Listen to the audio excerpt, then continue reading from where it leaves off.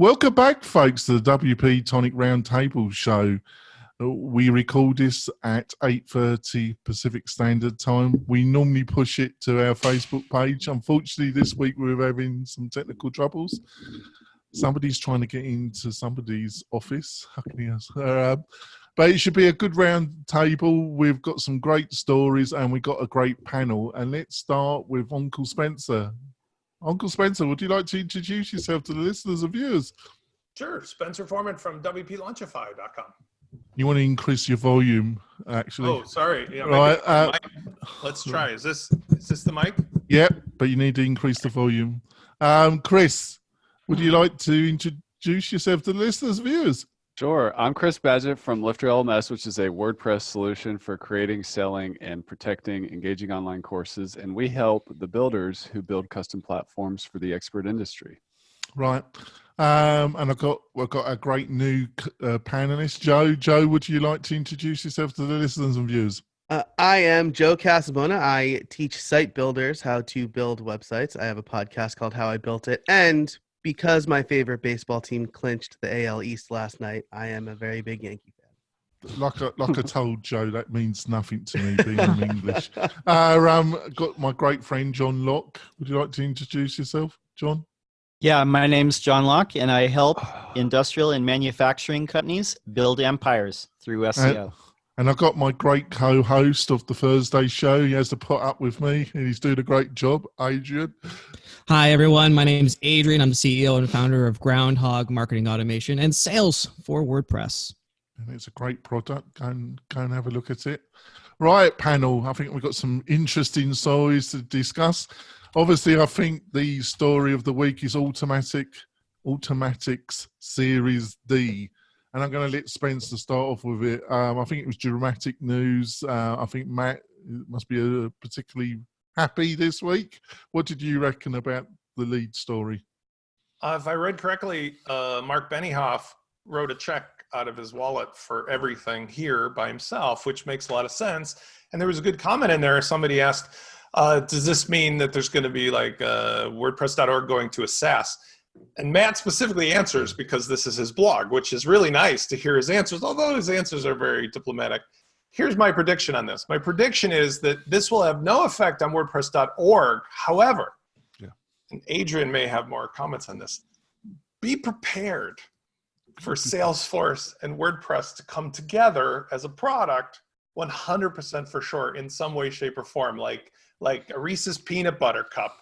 There will be CRM capability with WordPress available out of the box, probably at a VIP or, of course, a Jetpack level. But that's where this is going, because Mark Benioff's best buy is to get control of WordPress as a CMS and everything in that stack, because, I've been ranting on this for as long as I've been on the show. All that WordPress really needs is a powerful SaaS solution. The competitors are out there.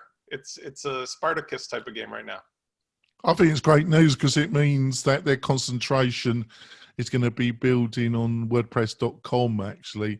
And it gives focus in a way and money. What do you reckon, Chris? I think it's a great move. And for those of you out there that are kind of newer to Salesforce, I highly recommend their book about their growth strategy called Behind the Cloud. It's a real classic. If you're building a software company, there's like 100 different playbooks in there that Salesforce executed as one of the original kind of leaders in cloud software and SaaS. But in terms of WordPress, I think it's great. Automattic and WordPress is trying to take over the internet to expand the pie. And I think what's happening here is just an indication of something that's already happening. It's a situation where the future is here. It's just not evenly distributed. And what I mean by that is enterprise companies have already been using WordPress. Tools like WP Fusion have already been connecting WordPress to Salesforce. I'm aware of enterprise Lifter LMS users who have to use Salesforce that use WP Fusion to make stuff happen in Salesforce. So this kind of thing has been going on. It's just becoming popular. And when the big dogs come in, they're usually the most risk averse. So when enterprise starts adopting, Of course, software enterprise like Salesforce, because they understand software, are going to be the early enterprise adopters. But I think we're just going to see more and more of this, and not just from, Salesforce. I think this whole thing could go even bigger than just a big software company investing in a smaller software and SaaS company. I think it's great news for WordPress. I think it's not something to be afraid of or think that everything's going to go poorly. So I think sometimes there's a fear that when money comes in, that then the quality of the product and the future of the product becomes questionable. But I don't think that's what's going on here. I think this is really just a maturing and a mainstreamification of WordPress at the highest level. And this is just the beginning of it. Yeah, I totally agree with you some way, but I just think it's clear now they're not giving all that money to him for nothing. But what it probably means is that Salesforce and them are going to be looking at the business to business. It's obviously they're going to integrate Salesforce with WordPress, but it's going to be aimed at the corporate middle range business level. Way in the clouds. I just want to add that in because in defense of like the other 35 to so on SaaS CRMs, as well as Groundhog, which integrates natively, Salesforce pricing is in the high enterprise cost per month. So there's like no chance in God's green earth that any normal WordPress users are using Salesforce. We have a lot of people at WP Fusion who come in from Salesforce saying, rescue me from this. But we don't have anybody who starts at the bottom and works their way up and go, yay, I can spend $800 a month for the starting point of Salesforce when I can do the same thing for free or a couple bucks a month on ActiveCampaign or something. That's right. What do you reckon, John? What do you reckon about all this? Yeah, so 300 million round D, $3 billion valuation. For context, Wix is valued at $6 billion and Shopify is valued at $36 billion. Wow. I think as some of the other panelists have already said, I think there's going to be a Salesforce and VIP integration, and they're going to be aiming toward some of the same customers maybe that Pagely is, that high enterprise level type of thing. That would be a way that they could definitely recoup that investment. Because I have a feeling that 34% of the web number that you hear a lot of the time, a lot of that is self-hosted. And with this investment, they really have to make some money for Automattic. So that means .com in some way, shape, or form, whether it's at the low end with the $5 a month blogs, or at the high end with VIP, needs to make more money to get that valuation back. So I think that VIP angle is the way to go. Yeah, that we're only guessing, but with being at Salesforce and what I totally agree what Spencer said, there's no guarantee, but I'll be surprised if it doesn't go. What do you reckon, Joe? So I think the panel so far has made some really good points, and I think they are directly at odds with Matt's words and actions. I think that this is the smart play, what you all are saying, right? Go for the enterprise. But in the TechCrunch article that Matt linked to in his post, he straight up says, I think there's a potential to get a similar market share to Android, which has 80% of all handsets. It's actually closer to 70. And the way that he rolled out, the way that WordPress 5.0 last year was rolled out, which does affect .com as far as I'm concerned, was not the way to handle it if you're going after the enterprise. So maybe with this purchase and with Mark Benioff kind of now whispering in Matt's ear a little bit more with some money behind it, will help him see exactly the way enterprise does things. And I hope that is the case because like Chris said, enterprise is slow to adopt, and for good reason, I think, with the recent actions of WordPress. But I would love to see more WordPress in the enterprise because it means more money for the people who are doing the work, right? PHP developers get paid more than WordPress developers just by virtue of WordPress as a label. People aren't willing to pay as much as straight up PHP developers. So it'll be very good for the community if WordPress and Automattic decide to get into the enterprise more. Yeah. Well, I thought I'd leave Adrian to last because obviously he's got a CRM, he's got his own. And what do you reckon about all this, Adrian? Well, I have to echo the sentiments of pretty much everybody else. I think the big takeaway here is that WordPress is not the plucky, scrappy blogging tool and community that it used to be. And now we're seeing that it's with so much that's been happening in like the last 4 or 5 shows that we've actually done. We just see these massive players with massive investments making massive takeovers for people in the WordPress community. We got a whole bunch of like people with really deep pockets looking at 34% of the internet and saying there's a serious business opportunity here that we're not currently a part of because, you know, we're enterprise and we're slow to adopt. However, they're looking at that now and they're saying it's just so hard to ignore that market share and the amount of investment that's being made at the small business level into this and saying, well, if we can control a portion of that, then we can, you know, we have a lot more resources and much deeper pockets in order to make, you know, a super huge footprint on the community. And I think Salesforce looking at eyeing up Automattic, like, hey, listen, how you doing? You know, it's basically just a little bit of what's going on there. They're saying we have an opportunity in order to make a footprint in this community. If we can be the first to make that footprint, then that's going to be good for us long term. Before I go on to the next story, John, I thought you made a great point about the variation of Wix and Shopify. Do you think the variation of why do you think in some, you know, when you compare those variations, the variation of WordPress is on the low side? You got any thoughts why that might be? Yeah, as I pointed out, I don't think that 34% of the web, a lot of it is on WordPress.com. I think that they have some VIP clients, and I think they have a bunch of the lower end of the market. And I really hope that they don't start bending the WordPress project itself into a thing for the masses. The 85% number, I did see that as well. I think that's pie in the sky. You're never. I don't think they're ever going to get there. I think they're going to have a hard enough time getting to 50%. You want my honest opinion, but yeah, I mean, it's obvious they want a Squarespace clone as it is right now. No, so. I'm not sure now because I think it was going to peeve off a lot of the hosting companies, GoDaddy and the other big players, and it was a quagmire. I hope actually they go more integration with Salesforce and go for the upper mid and upper class, but who knows? Before we go on to our next story, I want to talk about one of our sponsors, listeners and viewers. That's Breezy. And what is Breezy? Breezy is a page builder.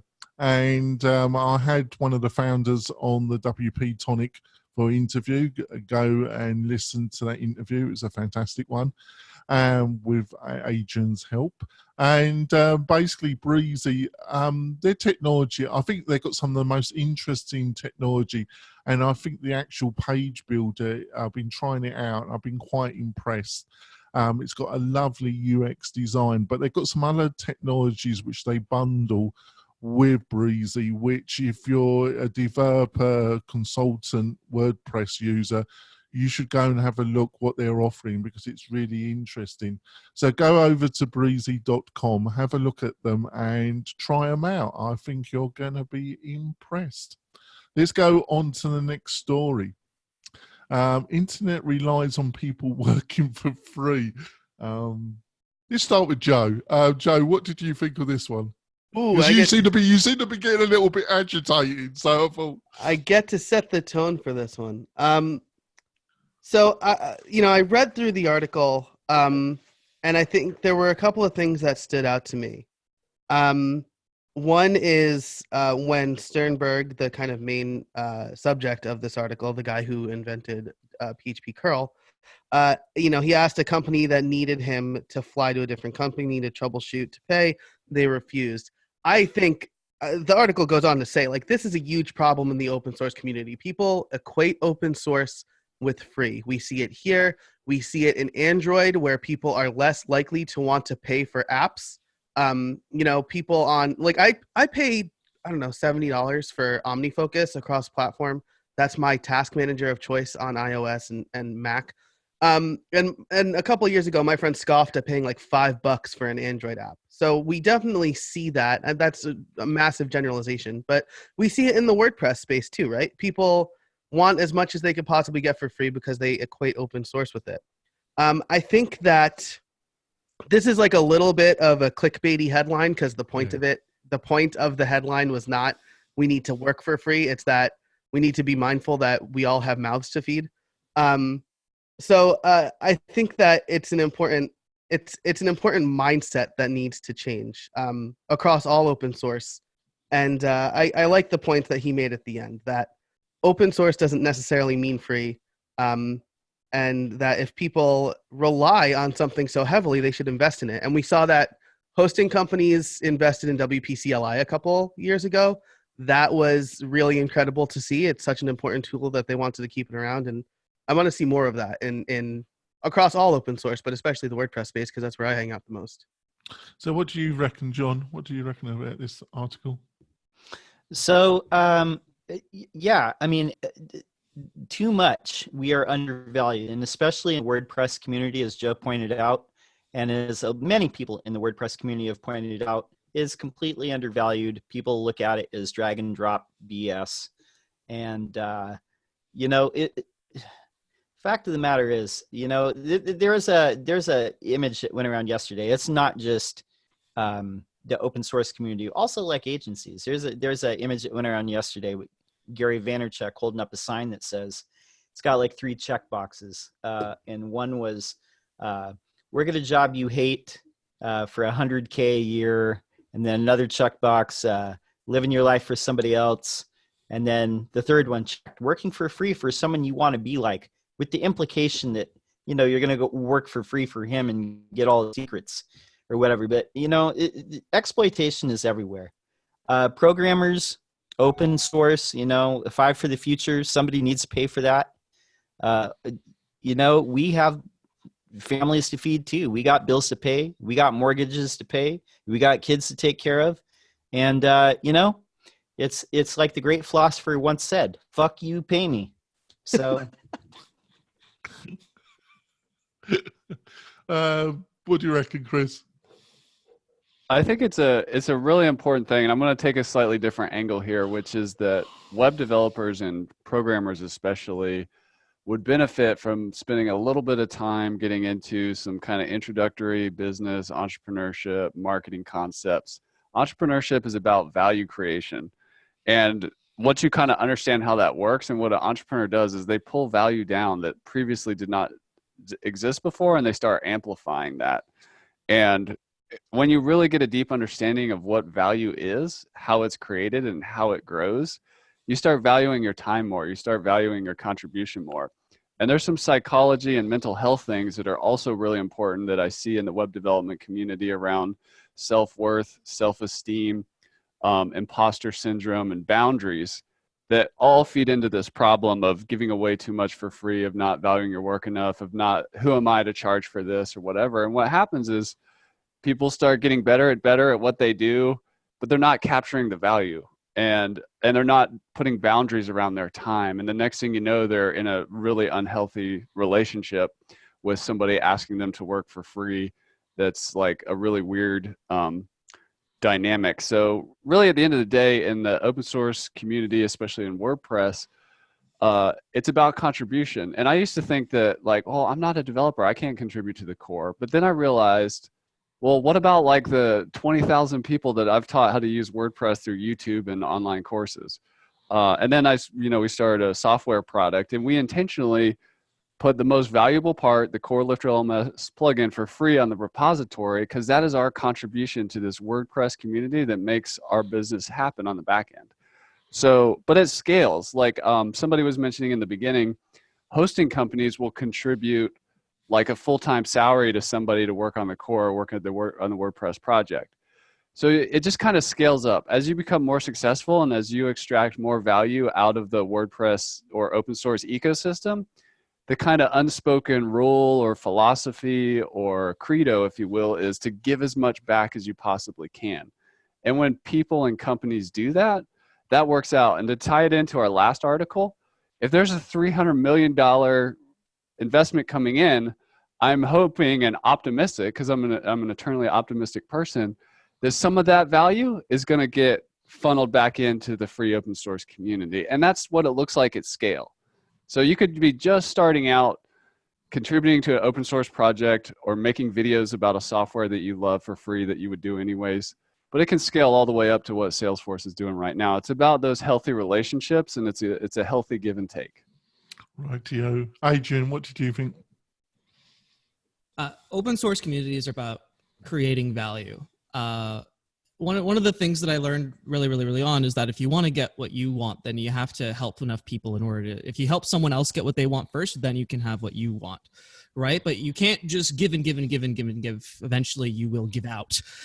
So part about, you have to almost be like an excellent, as much of an excellent receiver as you are a giver in order to have that perfect balance, right? So for example, I'm in exactly the same boat as Chris with Lifter LMS.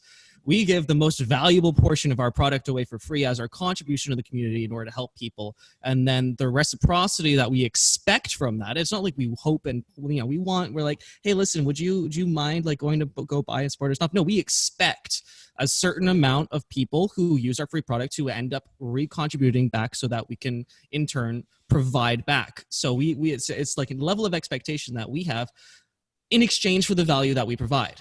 So I think you know, development and business courses like Chris suggested for anybody who's looking to start looking at the open source community and their projects in that way would very much benefit from reading a book about it or taking a course or whatever way that you prefer to learn. But having that level of expectation of reciprocity from the people that you are creating value for will in turn allow you to keep creating value for them, which is really what you want to do at the end of the day. I enjoy what I do. Chris enjoys what he does. Joe enjoys what he does. And it's all because we have a level of expectation of receiving value in return for the value that we provide. Yeah, Spencer, I agree with everything. I think it's just using the word free, because anything that's got any value isn't free, is it? I think this reminds me very much of, I got to go back to the dating world metaphor. This is, Mom always said, don't give away the milk for free. I mean, this guy is great. He's obviously doing this as labor of love, but this is a prime example, and this has nothing to do with his personal choices. If he treated it like a business and gave customers choices that forced them to pick him over something else, he would find out whether his goodies were good enough for people to pay for. Essentially, all he's done is continue to give away the milk for free. And then, I'm not saying he's whining, but sort of wonder, why don't I ever get engaged? Why aren't I ever married? It's because you've been giving away the milk for free forever. And it's just a foundational element of business. In entrepreneurial world, I think you have to come up with an idea, test it for free, see if you can teach it to people, see if they'll adopt it, and then ask them to pay for it immediately. And if people will not pay for it, it's a great concept, but it's not something that's a business. So don't think of it as a business down the road. You can never undo giving away the milk for free, because all the people who got on board for free thought you were the safety date, and they're not going to get engaged to you. And that's the problem this guy has. He has 20 years of giving it away for free. If he goes away, I guarantee people will miss it. But he can't undo 20 years of giving it away for free. And for anybody who's starting out in the WordPress world, at First Web Designer and 1WD-TV, that's all I taught. Jonathan, you were there in those early days. I said, you are worth exactly what you tell the client you're doing is worth. So don't apologize in advance. Just say, this is how much it is. You like it or not? And from there, you have a level foundation. And so that's what this article kind of reminds me of. You know, sorry, go on. Oh, I had a very similar thought while I was reading the article, right? Because he like scrambled to find a friend who flew out to support this company. Are you kidding me? If I would do that, I wonder if he stopped supporting Curl today, what would happen? You know what would happen? The people who have money would make sure it continues to be supported because they rely on it. In a second, there'd be one person with a big company like, oh my God, my whole business was built on Curl. Right. $100,000 a year just to maintain it. And I want to anecdotally say, I have a labor of love site that I do called TrikePilot.com. It's what got me into WordPress. It's an old story. But that hosting was with a VC company. They finally shut down the servers. And after 20 years and 7,000, like trike flying buddies, I had a choice to remake it. You know what I did? I put up a website at TrikePilot.com with WordPress. I said, will you pay me to remake this on WordPress? And thousands of dollars worth of donations came in immediately. It's really very similar to this. I asked them to demonstrate, is this worth me going through the trouble, or you just want to hang out with me on Facebook? And X number of thousands of dollars came in immediately, which is the kind of thing that if this guy did, he'd probably get, 6 figures and more easily. Yep.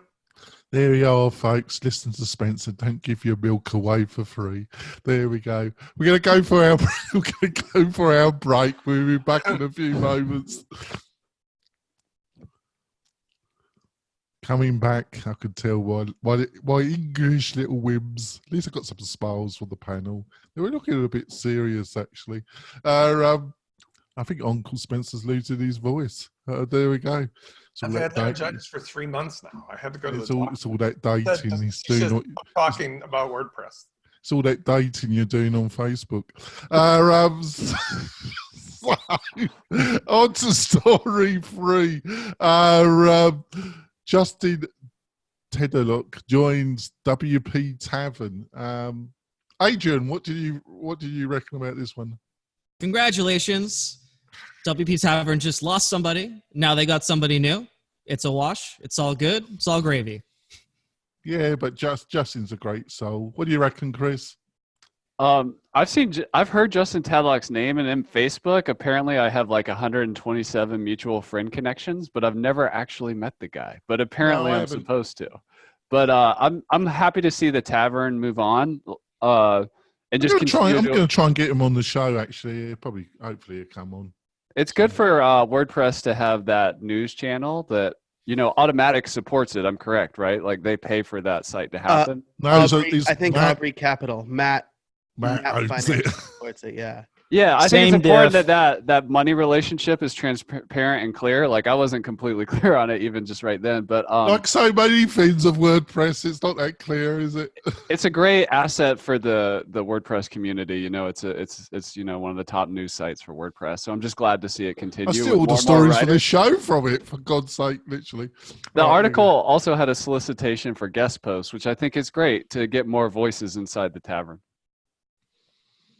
Yeah, I think you're right there. It sounds good. What do you reckon, Spencer? I think it's good news, isn't it? He knows what he's doing, doesn't he? Justin is one of my favorite early WordPress people. I've learned a crap ton of PHP from him over the years. In fact, he was probably one of the people that taught me. Well, I read his stuff. He didn't teach me, but I read his stuff and learned PHP when I needed to. I think it's a great match. Plus, he's like kind of a really interesting dude. I have his Facebook thing too, and he's always growing potatoes and cooking stuff. He's a home cook and stuff. Just a really great guy. So I think this is a great match, and him and Sarah will probably do good stuff. Yeah, I think so. What do you reckon, John? Yeah, I think it's good for the Tavern. Good replacement for, Jeff. Justin Tadlock, like Spencer. I learned a lot of WordPress code from him early in the day. And he's an old school name. Well established, so yeah. I think good all around. He's got the arrows in the back, hasn't he, John? He's still respected, isn't he? Yeah, I think everybody like both Jeff and Justin and Sarah, they're all respected. Yeah. So. What do you reckon, Joe? What do you reckon?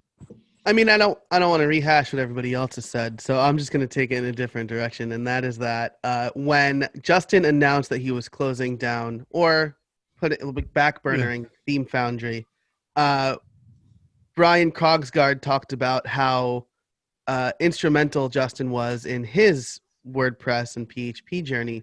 So I find it funny now that Justin has gone to work for the competition. I don't know Justin personally. So I hope that this is looked at the way it should be, which is like joke ribbing or whatever. I just think it's funny that Brian wrote this big piece and now he's the competition. So it's very good for the WordPress news community. I think different voices are always good. And I feel like WP Tavern I've never felt Tavern was handcuffed by the fact that it's getting bankrolled by Matt. Well, it kind of fluctuated a little bit, to be honest, Joe. It was reason the comment I was amazed at, but I think those comments, they're brutal, aren't they? And they had I never read the comment section on Jesus virtually Christ. anything. People are so mean, But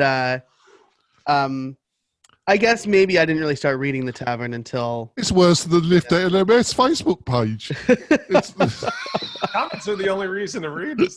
Come on, Chris. That was a good one, Chris. Didn't you hear that one? No, he's not responding to it. He's not going to respond to it. He's too calm. Brutal stuff. Right. There we go.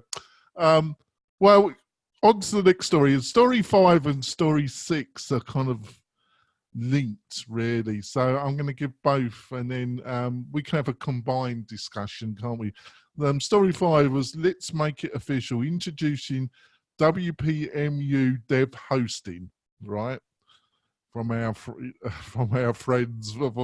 He posted something that Spencer put in our Slack channel, listeners and viewers, and I read it. I came to the conclusion he was either on drugs or he was on scotch or something. I couldn't make head or tail of it. I'm on board. Which one? He posted it last week. He was about Jason Fried and saying that they're no longer be tracking, or the fact that Google was making him. Yeah, that's the one. I couldn't make it. This is unrelated to that. That's just. No, I'm just being flippant, actually. Sorry. What are you talking about? Are you talking about? I don't even know myself. Let's get on with this. Emails? Yeah. So on to the hosting. Let's make it official, right? And then we got number 6. Traditional hosting is hurting WordPress. And I'm going to start with John. John, what did you think of these 2 articles? Because they are related, aren't they? Yeah. WPMU Dev. Okay, so they're offering hosting. It's basically they're setting up hosting on DigitalOcean. A lot of people prefer that, especially developer-centric types. So that is an option out there. Seems pretty affordable or reasonable. The other article where they're talking, it's basically like advertorial, Conversio. I found this one really interesting because in the beginning of this article, he's laying out the case for having a new type of hosting, managed WordPress hosting. This is a big thing. But what he was saying in the beginning here is that a lot of agencies and a lot of people rely on hosting for monthly recurring revenue. Now, like when I first started learning web design about 10 years ago, that was the case. There was a lot of people who old school people who got monthly recurring revenue from hosting. And that's kind of I see a lot of people still kind of doing that now. We're starting to push that again. And I know people personally here that run agencies that have that kind of setup where they're basically reselling managed WordPress hosting at a fee. I know lots of people that I talk with through different channels. They do that. I don't know that that's something that I like doing.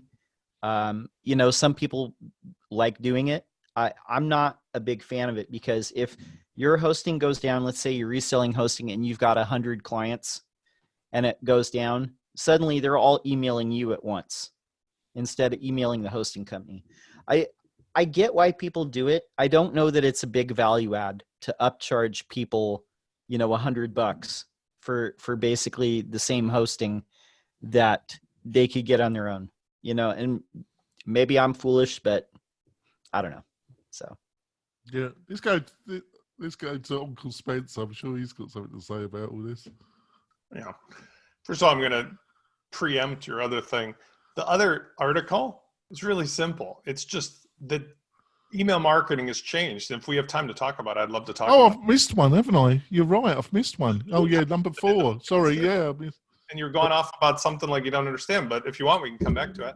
No, I was talking about something else. Sorry, yeah, we're talking about 4. Sorry, listeners and viewers. I don't have much to add to this because I've belabored the point. First of all, as everybody's heard the show knows, I love James Farmer. He's the most contrarian entrepreneur in the WordPress space. I think he and I are brothers from another mother kind of a mindset. However, I will just say this. It's all the same thing. It is that hosting is a commodity item, and now there could be different flavors of stuff all offered from the same pool of basic white label services.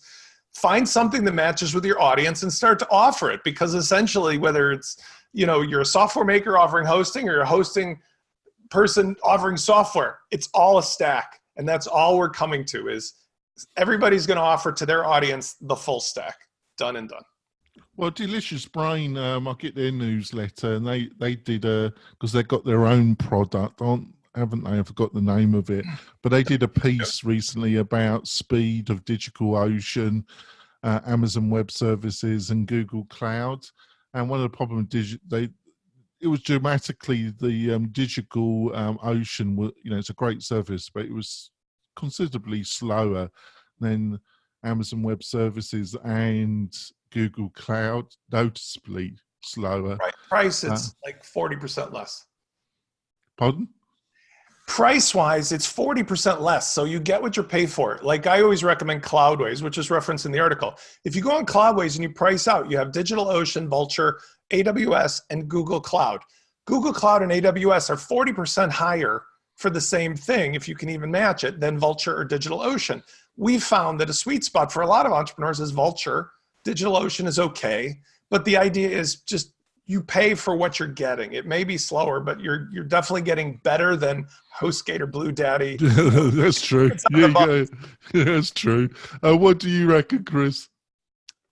My general take is proceed with caution because, like as a company, are you a software company or are you a hosting company? Because these are very different business models. Or are you a service company? And sometimes when you combine all that stuff together, you get a fractured focus, and one business cannibalizes the other in terms of talent, focus, and energy. So just be careful. I'm not saying it's not going to work out. I agree with Spencer that hosting is commodified, but I also see a lot of opportunity by improving kind of a broken industry and focusing on niches. If we look at Liquid Web and what they're doing with WooCommerce, managed hosting, and really innovating around a particular type of customer, I think that's where the real opportunity is. It's not getting into the hosting business. It's serving a particular audience and solving their challenges. And hosting just happens to be a part of that. That's where the big opportunity is. And, I've been building WordPress websites for, I think, 11 or 12 years now. I've been in all kinds of hosting situations. I've seen them all, even done self-hosting on Amazon. Now I'm at Pagely, and I love it. I've been there for about 2 years. And what I love about it, and this is the counterintuitive insight, is I'm paying Pagely to not have to talk to Pagely. So I never have to talk to them. It just works. I don't have any issues. But if I look at it from a different angle as like a WordPress plugin creator, I see people running into so many problems with hosting, people on PHP versions that are way past their end of life, having all kinds of troubles with emails and stuff. Like the hosting customer experience and customer success path, there's just so much room for improvement, regardless of whether you're a giant web host or a niche web host, or you're innovating like Pagely is in their new hosting thing called North Stack, which is an auto-scaling, headless serverless deal. Like there's still room for innovation in hosting. I just want to put that out there, and especially just help people not have to call. Help them sign up, take the recurring monthly money, and don't make them have to call you. That's it. What do you reckon, Joe? Yeah, look, nobody likes managing their own host. I've never met somebody who's not like I love managing my own website host. My friend is a sysadmin and he loves putting together stacks, and that's a whole other thing. But I host some clients on SiteGround. I host my own couple of sites on SiteGround. So when SiteGround goes down, I'm usually the first one to find out anyway, right? But I don't want to get that call at 2 a.m. I saw something on Facebook the other day that was like, my doctor asked me, am I drinking? Am I smoking? Am I managing hosting? And I said, no, I'm living a clean and healthy lifestyle. Absolutely true. So good on WPMU Dev for identifying perhaps an audience where they can sell managed WordPress hosting. This Convesio guy is talking like we haven't had managed WordPress hosting since 2009. He's like, hosting sucks. Like GoDaddy, they have GoDaddy Pro though, and Bluehost, and they have managed WordPress hosting. Like, he's just kind of setting up like, there's nothing, but here's our thing. And I get the purpose of this post, but the whole top half is factually incorrct. He's never heard of Kinster, has he? Or Liquid Web or Pagely or just keep talking about Kinster. That's what I wanted to do. And Kinsta. and also there's Kinsta. Kinsta. Like, I'm very loyal to my sponsors. I hope you've noticed that. So Well, at least I'm consistent. And yeah, absolutely. Kinsta. So, you know, like he's talking about solving this problem that's been solved since 2009, where Chris was right on the money. Create solutions for specific people, right? If you have an LMS solution, create hosting for people who need the sort of things There's that people Chris's running next LMS. venture. I'm sorry, WPMU. I've got one word. I've got one word for you, Kinsta. So that was my take from the Convessi article. I read the first half and I was like, what is he even talking about? I didn't know. I'm signed up though. It better be bloody good what he's offering.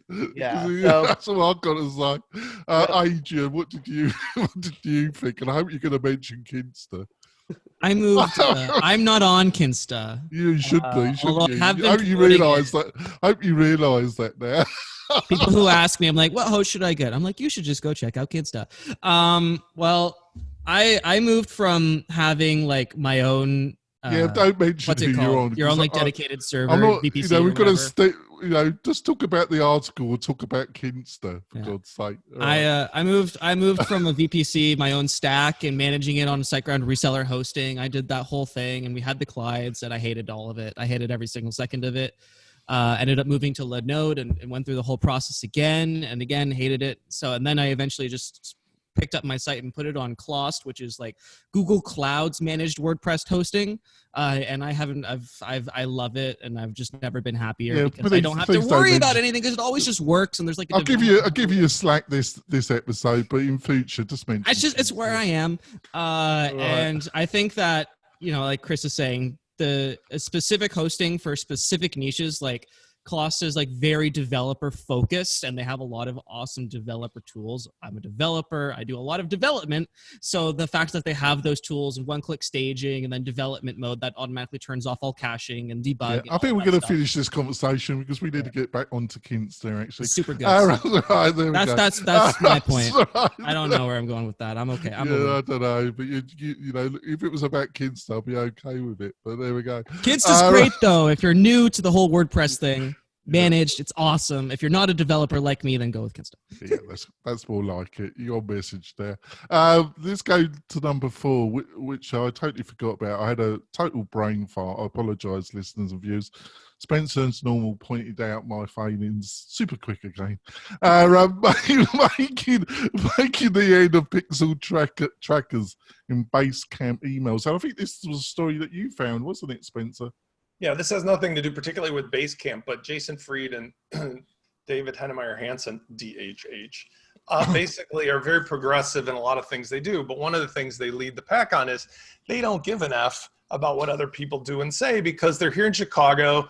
They make tens of millions of dollars a year with an old school company. I remember when they built it, I was living in the same neighborhood. I haven't had the pleasure to know the guys, but the point is, I like their thought process, just like I like James Farmer, because I come from their world.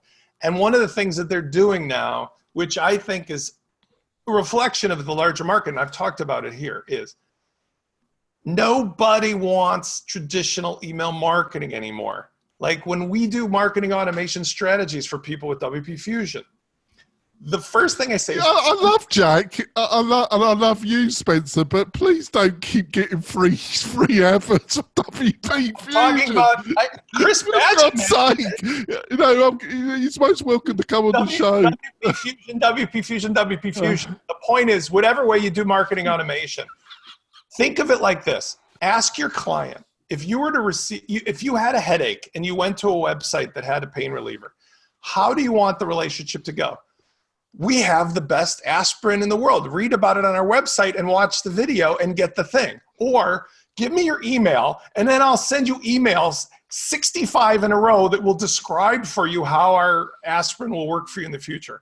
In the years past, it was attractive. Oh my God, if I give an email, I'll get 6,000 emails in the future from this company. Nobody wants that anymore. But more importantly is with GDPR compliance and everything else, it's nearly impossible for companies to do traditional drip email marketing because they have to remove people from their list immediately anyway. So what they're saying is F the whole process. We're not going to track anybody. When you want to download our free PDF, just go get the PDF because you'll know where to come back to our website.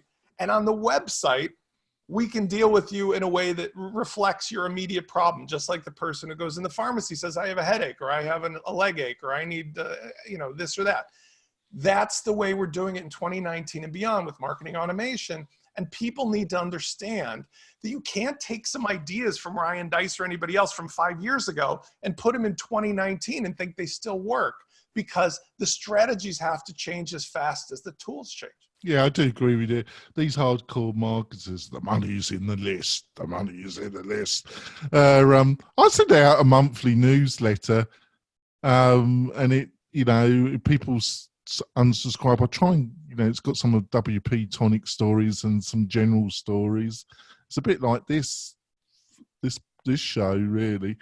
And I proposed, but these people that constantly send you emails about this, apart from e-commerce, I just think it's a pain in the arse myself. But what do you reckon, Chris?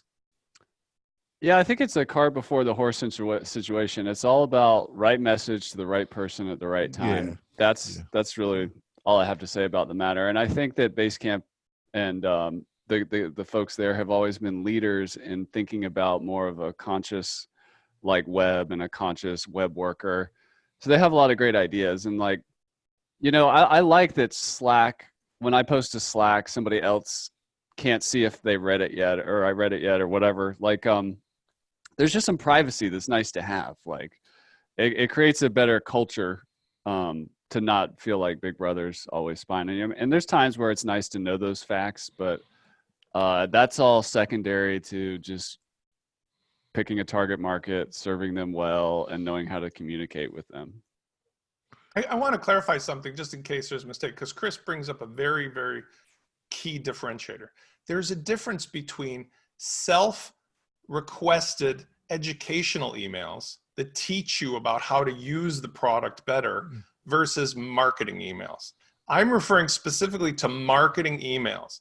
There was a time in a strategy, mostly in dating sites and otherwise, where the first contact I have with you is I'm going to cat and mouse you with a bunch of emails to try to convince you into doing something. That is way different than, I know I like your product, but I want to learn about it. So you don't need to track those emails. You can use Lifter LMS and just have a free course. And people come, do that directly. I don't know what to say, but there we go. Joe, what did you think of this? The previous 2 points were really good, right? It's about the right message, right? So I use ConvertKit. I track what I can because I want to deliver, I don't want to deliver Beaver Builder stuff to my podcast audience or whatever. They don't care about my Beaver Builder resources. They care about my podcasting resources. And so that's very important. I admire/hate the Basecamp guys.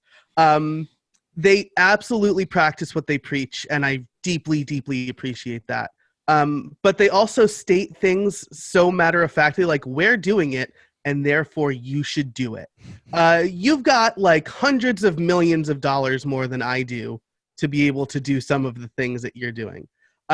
That said, they're industry leaders, and they're going to put this out there, and 5 years from now, I'm going to be like, yeah, they were right about that. Because that's generally, I've read all their books. I read their blog. I haven't seen the new Signal versus Noise site yet, and boy, howdy, it is beautiful. So I admire them. I think I can't say they speak too pie in the sky because they do what they say everybody should do. But there's that. So I think maybe my 2 points. I hope my 2 points were made properly. Can I hijack something Joe just said, which is funny? David Hennemeyer Hansen is particularly opinionated. I mean, Jason is amazing. But they had one thing that they did notoriously, which reflects on their site. They went off initially and said, Medium is so awesome, and Medium. We're switching to Medium. And then they had to come back with their dick in their hands like, oh, this Medium thing is a disaster. And then they rebuilt the whole thing. I believe it's WordPress, but it could be something else. But it's not Medium. Right. which, they at least own up to their, foibles. Yeah. There we go. What do you reckon, Adrian? Just to confirm, it is WordPress. There's the WP content folder. As an email marketing provider, we offer the ability to literally track almost every single engagement that anybody has with your site ever, which can, is useful if you're tracking like stuff like marketing. But the whole this is mostly for like internal notifications in between team members, and yeah, it's nice to have that level of privacy, like Chris said. So I think that offering this and not having to show every single like within a team, if it's not marketing, then it doesn't really matter, if it's being tracked by some overarching lord or whatnot. So I think it's good. As an email marketing provider, we'll continue to track literally everything, because that's what our clients request of us, and it's important to have those stats so that, like Joe said, you can send relevant information to relevant people who didn't ask for other non-relevant information, and then you end up sending them a bunch of stuff and crap that they don't want. So, there's the two dynamics. But if it's like internal transactional stuff, why bother? You don't need to track it. Why bother? So good. I like it. I think it's good. I think it's cool, and they practice what they preach and echo the sentiments of everybody else. Well, I want to go on, if the panel is okay with it, I want to go on to our recommendations of the week. And please, panel, don't put the recommendations in the Slack channel. Can you put them into chat? Because I get a file that I can download. So I've got two recommendations. I'm going to make Chris's day. I've got Lifter LMS Advanced Videos. I think it offers some really interesting added value if you're using Lifter and you're using a lot of video, which would be in most occasions. So go over to Lifter LMS and find out more about their advanced videos. He's not paying me for that, to say that either. And then I've got Design Upgrade Pro for LearnDash. I've been working on a LearnDash project, and this adds, it's not too expensive, and it adds some amazing functionality to enable you to customize a LearnDash product. Two great WordPress-based NMSs. So, Spencer, got anything you want to recommend to the listeners and viewers? Yeah, I'm recommending integromat.com. It's in the same flavor as Zapier and If This Then That, and it's a thing that we use to fill in a specific need this week, and it's really got great functionality. We used in particular for a solution, a lot of people from membership sites want to have people who pay for membership on WordPress, forgive my voice, automatically be invited to their Slack channel, and then also be able to kick them when their membership ends. Whether you're doing your membership through Lifter LMS or doing it natively, this makes it possible, among other things. So I did a little video for it, but it was really amazing and priced right. It's free to start out and try it. So I would definitely say check it out if you're ever using a third-party webhook related solution like Zapier. All right, that's interesting. John, have you got anything you want to share with the listeners and viewers? Go to Chris next. Oh, Chris, have you got something you... Yeah, I just wanted to recommend a book I mentioned earlier. It's called Behind the Cloud. It's the story of Salesforce. And like some of the companies I look up to for how they market and how they build a company culture and a great product, for example, is the Drift platform, which has a chat app and does a bunch of other things. But they pretty much just flawlessly execute on all the strategies in the book Behind the Cloud. So, and I've gotten a lot of ideas from that. Like, so if you're into marketing, if you're into growing a company and building a great culture, I would definitely recommend that book about Mark Benioff and the story of Salesforce. Oh, thanks, Chris. I think he's got to go now. He's got a call. So, John, have you got something that you want to?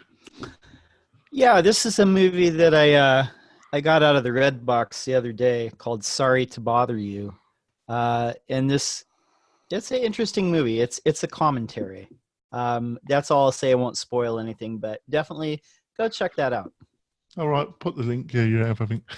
Joe, have you got something you want to share? Yeah, not as maybe useful or deep as what everybody else is sharing. I'm definitely going to check out Integromat because I love automation stuff. But it's a really good week for me. A lot of things are coming out. Apple Arcade is one. If you have an iOS device, you should check that out. But my for real deal recommendation, is Blink-182's new album, 9. They were like my first favorite band. So listening to this since Tom DeLonge left the band a few years ago really brings me back. They've got that old school Blink-182 feel, I think. So if you're into that late, like maybe mid 90s to early 2000s pop punk, I think it's a really great album. It just dropped today. Straight music. I was in the London Palais, Camden Palais, watching the Clash live. London Burning, yeah, the Jam, Susie and the Banshees. God, there were the days. I had hair. I was good looking like Spencer. There were the days. Adrian, got anything you want to share? Yeah. So over the course of building Groundhog and a couple other plugins, I thought it would eventually be necessary, at least for me, to build a library that I could use time and time again in order to just make development and throwing stuff together really, really simply and get it approved in the repository and all that stuff. So I ended up building kind of like a rough draft and an initial copy. I'm calling it the Extended WordPress Core, which is essentially going to be offering code building blocks for people who just want to get into building plugins really, really quickly. I'd love if anybody would like to go check it out and maybe contribute to its development and offer more building blocks. For example, you can build admin pages with like 30 lines of code instead of building out all the functionality yourself, settings options, meta boxes, and a whole bunch of other like cool crap that's just thrown in there. So if you're interested, and if you're a developer and you want to start building plugins or you want to help other people build plugins really, really easy, you can go to my GitHub repository. It's TobyADR, all one word, and look up the Extended WordPress Core, and you can go and check that out and download it, contribute to it, use it for your own plugin, and that'd just be super cool. That's fantastic. Working for free. Yeah, please, the internet for free, links, please put all the links into chat, panelists, because it helps me enormously. I think it's been a great show, listeners and viewers. Hopefully you enjoyed it. I've been a little bit flippant. I've been teasing Spencer, but he teases me. So there we go. It all levels out, doesn't it, Spencer? No, he's not going to reply to that. Right. We'll see you next week with another great WP Roundtable show. Oh, and by the way, if you want to support the show, please leave us a review on iTunes. For some reason, iTunes really wants you to leave reviews, and if it's interesting, I'll read it out. I'm always reading the reviews. That's the kind of empty vessel which I am. I'll see you next week, folks, for another great WP-Tonic Roundtable show. We'll see you soon, folks. Bye. We're off. Oh, yeah. Of course, yeah. Forgot that. Stop recording.